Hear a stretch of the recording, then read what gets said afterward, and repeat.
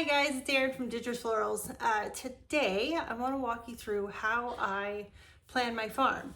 Everything from how I decide what flowers to grow, what color palettes, and then where I put everything on the farm, how I plan out my succession sowing and all of that. I want to walk you through all of it today.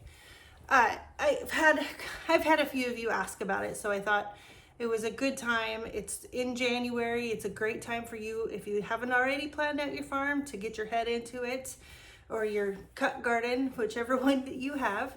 It's a good time to get your head into it and plan out what you're gonna do, buy your seeds, get things going.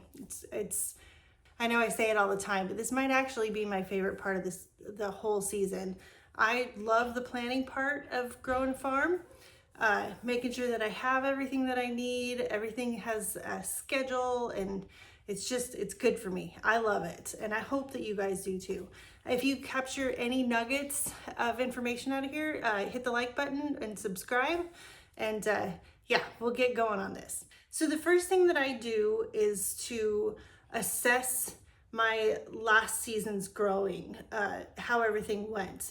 I did a video about this a couple weeks ago that if you haven't watched, I recommend you do. But when I'm going through everything that went on over the season, I can usually pick out what flowers did really well, what didn't, what sold well, what didn't, what I want to grow more of, what I want to grow less of, or not at all. It changes a little bit every year, and every year it gets a little more honed in on what's really good and stable and what experiments I want to do. Like I said, every year is a little bit different, and it's fun figuring out what happened last season and what I'm going to do this season, and hope for the best that it all works out. So the next thing to consider is growing by bouquets.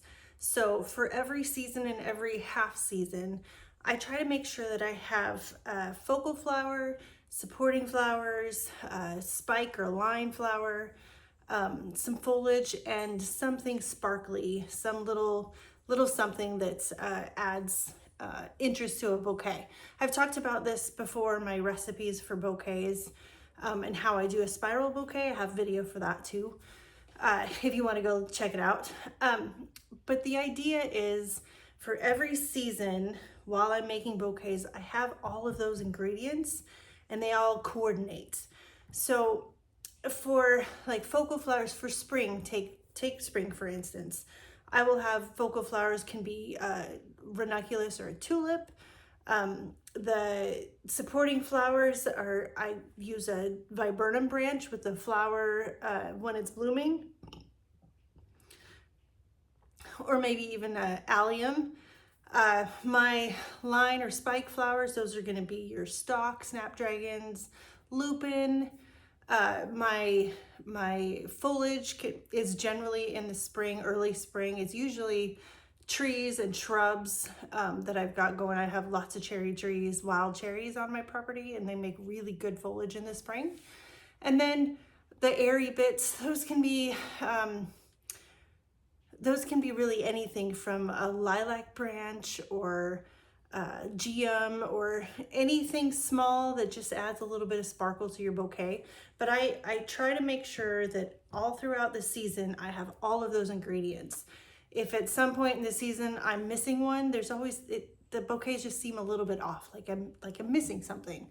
So it's really important for me to work out, make sure that I have all of those different categories covered all throughout the season. And once I figure out what I need, which types of flowers I need, flowers, foliage, what have you, then I'll start going through and figuring out the specific varieties for color that I want to grow. Well, and I do that for all seasons. Like in the spring, I generally grow softer palettes of color. The Almondine Pastel Ranunculus, that's one of my favorites, and the Dreamer Tulips, they're really soft, beautiful colors. In the spring, I like those types of, I like to keep it soft and pastel-y. Most people like that in the spring.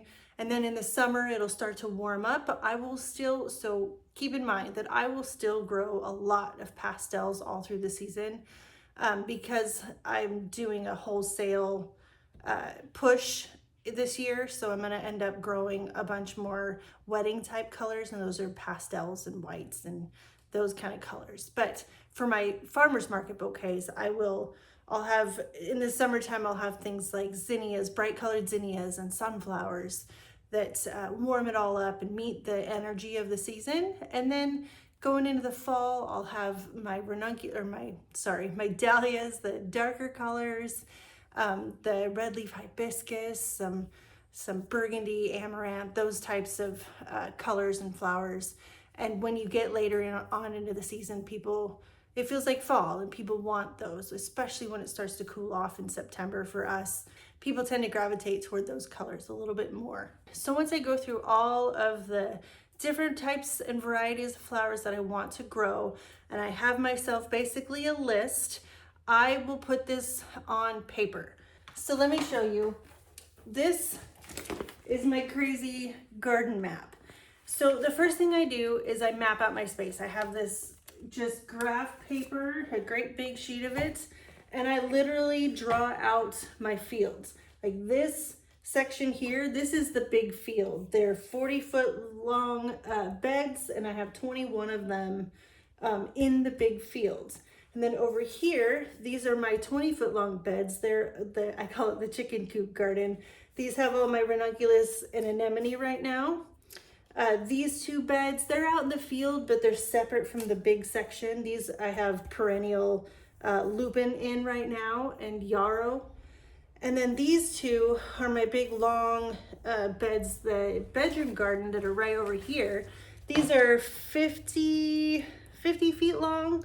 And I have my tulips and my daffodils in there. But these are, all of this gets mapped out so I know exactly how much space I have to grow in. It's really easy, and I've done it so many times in the past, to sow more seeds than you can grow that you have room for, and then you've wasted the money on the seed and there's nowhere to put it. I've tried to just put it all in my gardens, my personal gardens, and that's great, but I don't really want to cut too much from them. I will cut, don't get me wrong, I will cut from my personal gardens, but I try not to do that too much because I want those to be enjoyable for myself also. So as you can see, it's very colorful. So I take that long list that I created of what I want to grow, and I make these are just little pieces of sticky like sticky note post-it notes, and I just cut them up and I make them into flags or labels. Like this one right here says sunflower, and this one is status. I don't know if you can see that real well, but that's what all these are. The blue, these are cool flowers like snapdragons and stock and flowers like that. These are bells of Ireland and agrostemma. These are all cool season flowers. They want to be, they'll be in and out of the garden soon, early in the season. And then the pinks are all my warm season flowers, like sunflowers and status and basil and scented geraniums. And then these orange ones, I always try to look one extra season ahead, at least for the spring grown flowers, and map out where I plan to, put next spring's flowers. That'll come in handy in a little bit when I show you how I do this. So the first thing, before I put all of this on here, the first thing I do when I have my map built is I will go in and write in everything that I already have growing. Like all of these here, they say ranunculus and anemone, and these are all what's actually out there that I planted last fall that's in the field.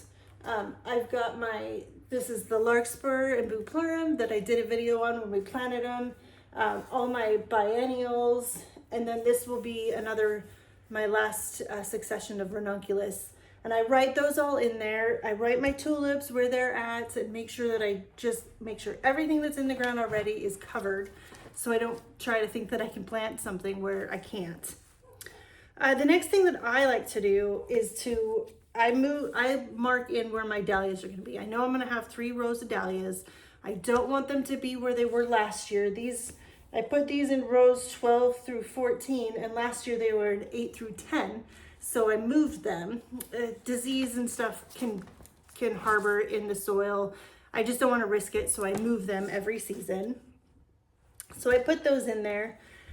And then after I've evaluated the flowers that I want to grow and what I want to grow more of, I will mark out where I think that I'm going to have those bigger crops, like zinnias. I'm going to grow 3 rows of zinnias.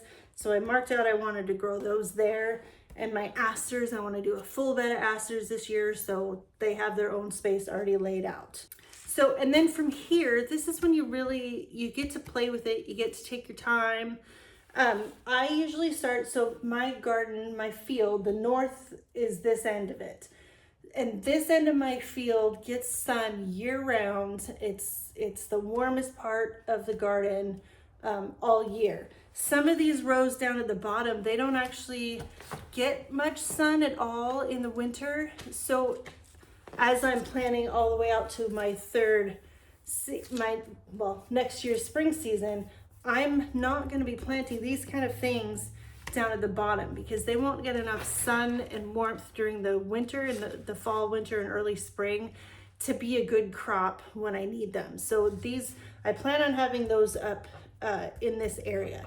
So the reason that I do that, and I make sure that I know that what I want to do, is that I don't want to grow anything up here that's going to not be able to come out of the fields in time for me to be able to plant these plants up here. I know it's kind of complicated. So I'm starting this year's garden with next year's garden, but for me it's really important to have that space laid out because I can hamper my season this year and next if I don't plan that far, that direction, or that way. This allows me to make sure that I put the right things in here that will up at the north end of the field that have shorter growing seasons or earlier growing seasons, and then everything's cleared out and I don't have to pull anything early because I've had to do that in the past, pull flowers early or plants early in order to get some of my biennials in the ground, for instance, because they need to go in earlier than you would think. So I started the north end also. The other reason for that is that this is where my tallest flowers are gonna go. So I have, like I said, ranunculus, my larkspur, Canterbury bells. Those will all be early season. They'll be done, late May, early June. They'll be done for the season, so I can pull them and I can put some successions of sunflowers that only have a 55, 60 day germination to maturity date timeline, so I can get the second crop in that part of the field before I have to pull anything and be ready to put my next season's flowers in there. So I do all of this mapping all the way through, and it's kind of crazy. It takes a lot of time for me to get there. I can't just see it all at once. I have to play with it. That's why these are all in sticky note type format, so I can move them around as I want to without having to write and erase. I just pick them up and move them. If I can't grow sunflowers right here this time, but I can grow them here, I can just move it. That's what makes this useful for me. So there are other options, like there's digital ways to do this. You can do it on Excel formats. I think there's apps even to do this, but for me, for my brain, I need to be able to touch it and move it and just have a big old piece of paper that shows me where I'm going to put everything. So part of this too is, like I said, deciding how much of everything that you want to do. So these are, for my purposes, these are, like I said, 40-foot long beds, and these sheets of paper take up roughly a 10-foot section. So I can say, like this one, I'm going to do 30 feet of lavaterra. So this one will go in here, and then I can do 10 feet of bee balm. There's only so much bee balm I need in a season, but these lavaterra, they'll fill out and I'll use every stem of it. So take sunflowers, for instance. Basically, every 2 weeks, I'm going to sow another 20-foot section worth of sunflowers. So I have sunflower 1, sunflower 2, sunflower 3, 4, 5, and all so on and so forth, to make sure that I have space for all the different successions that I want to grow. Even my snapdragons in stock, I'm going to grow snapdragon 1, and then a month later I'll do snapdragon 2, and then those will be out in time for me to put anemone in there for the following season. Same with the stock, but this stock, the first stock, because it's a really quick growing and it's only a one cut or one hit wonder. You only get one flower out of each plant, and then I'll pull those, plant some celosia while the second round of stock is still growing and getting ready to bloom. So it, like I said, it takes a while.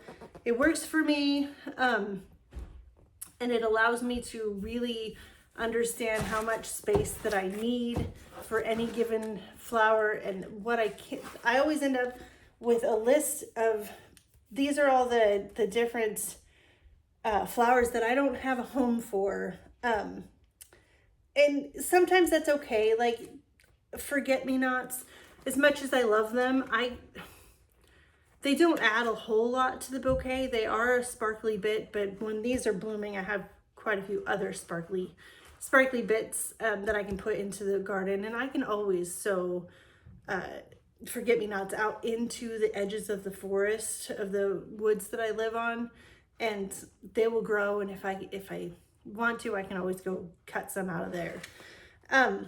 But this shows me that I'm either gonna have to cut down on something that I wanted to grow a lot of, or just simply eliminate some others that I just don't have room for.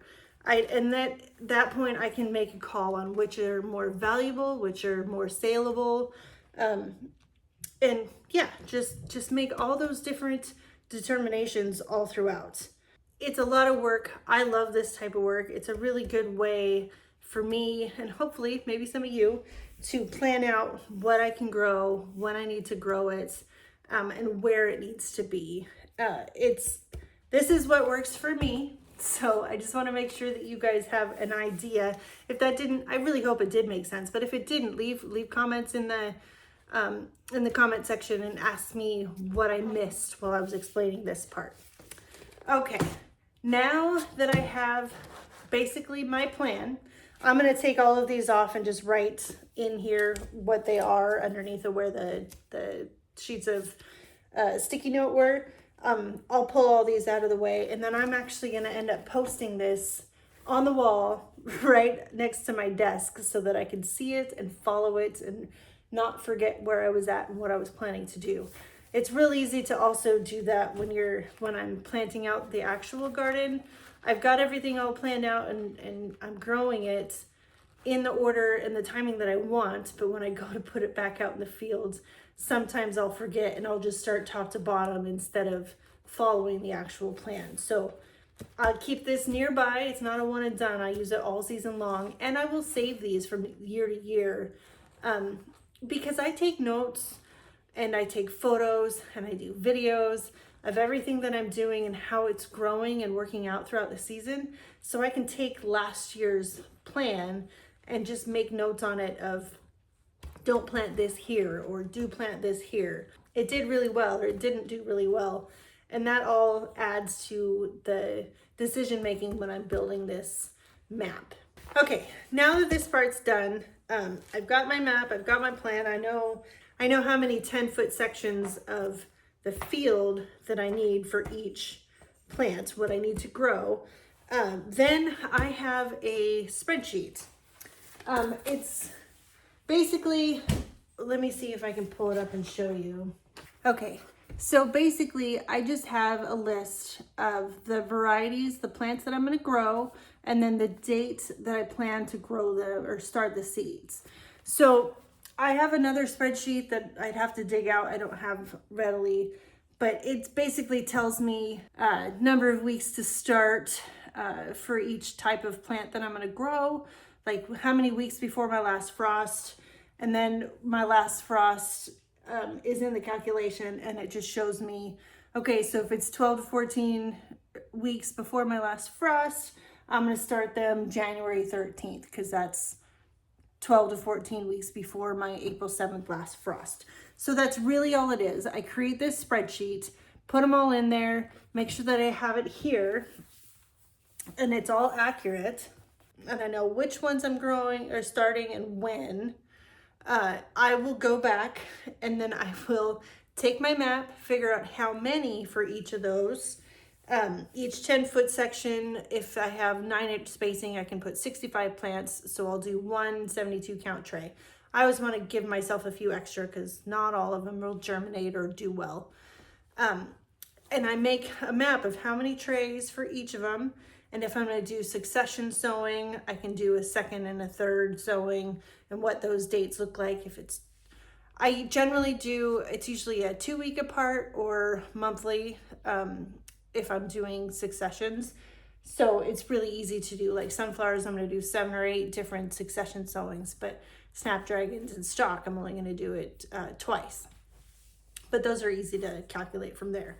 But then like I said, I literally just take a planner, a good old fashioned planner, and write down in each weekend, each day that I need to, what seeds I'm gonna plant, how many trays of them I need, what count tray, if it's the 144, or if it's the 72 count, or if it's a 50 count, whatever it is. I will write that all in my planner. I could do it via digital, but I take this into the greenhouse with me. I don't really want to take my laptop out to the greenhouse with me very often, but I'll take this out there and I have it all mapped out and I can just work through everything that's on my list, check it off, get the dopamine, and then it's here and then it's done. And I've got them growing on the schedule that I planned. It's a lot of work, but this time of year, I mean, it's middle of January, there's not a lot else going on. So it's a lot of fun for me to do this and plan, and I can dream about what the bouquets are going to look like, what the gardens are going to look like, what the field will look like. It'll be amazing. I can't wait. Yeah, it's a good time to get my head into it and really get going. So like I said, I've been asked a few times what my method is, and that basically walks you through it. It's hard to sort of explain because some of it's just in my head. Like I know what flowers work well for me and when about the approximate time that they bloom. Although I would recommend to all of you, if you're not already doing it, if you're truly wanting to do the farming, or even if you want to cut flower just for your self garden, it's a really good idea to take note of the different types of flowers that you do grow and when they actually bloom. It helps you to build a spreadsheet, write it down, whatever the case may be, because it'll help you in future planning to know what blooms when in order to build those bouquets. If I know that my ranunculus are going to bloom in May, but I'm trying to build a bouquet around it, but there's nothing that I have that I can put in the ground and grow and have to go along with a ranunculus in May. If all I'm growing is basil that I can't even put in the ground until May, it's a good tool to make sure that you can do it. If you're in the middle of summer and you've got all your zinnias and all of your flowers going at the same time, maybe, just maybe, you don't need all those different varieties growing at that time, and you can be putting in biennials in 1 or 2 of those rows in order to fill that gap between your tulips and your summer annuals. It's just, these are all things that you can do, and you can see where you have a gap in the season, and it's a good idea. That's all the rest I'm going to say about it. Is it's a good idea to keep track of what you have growing, when you started it, and when you actually got blooms out of it, so that you can plan for the future years. Not every climate is going to be the same, and you're not necessarily going to get the same output that I will. Like take zinnias for instance. If you live somewhere hot and sunny, that's just hot and sunny all the time, you're going to get those a lot faster and a lot more robust than I will. It takes longer because I'm cooler in general than than somebody in, say, California. So point is, keep notes, keep track. It's really useful. Or you can just wing it like so many people do, and that's just as much fun. Like I said, guys, I just wanted to share with you what I actually do and how I get there. This is kind of a quick run through of it. Each piece of this actually takes me several days, sometimes a week or two, to make sure that I've got it just the way that I want it to be. There's some other considerations even when you're planning on where you're putting your flowers in the field. Like if you use landscape fabric and you're using, like, say 9-inch spacing, and you're going to do the whole bed with flowers that fit that spacing, which is great. But if they all mature at different times and your stock or your your snapdragons are done, but you've still got Black-eyed Susan in there for the rest of the season, then it makes it really hard to turn over that part of the bed that still had snapdragons in it. It's hard to get those out without damaging any of your other flowers. These are all just little things to pick through while you're planning out your field. All right, guys, I hope that you enjoyed this. I hope that you learned something or got inspired in some way. If you liked it, give it a thumbs up. Please leave your additional questions. I try to answer all of the comments. Sometimes I miss a few, but I try to answer them all. And I may, if there's if there's a bunch more questions, I might just do another little short video or a short or something to try and answer some of those. Okay, guys, like I said, I hope that you enjoyed it, and I will see you in the next video. Bye, guys.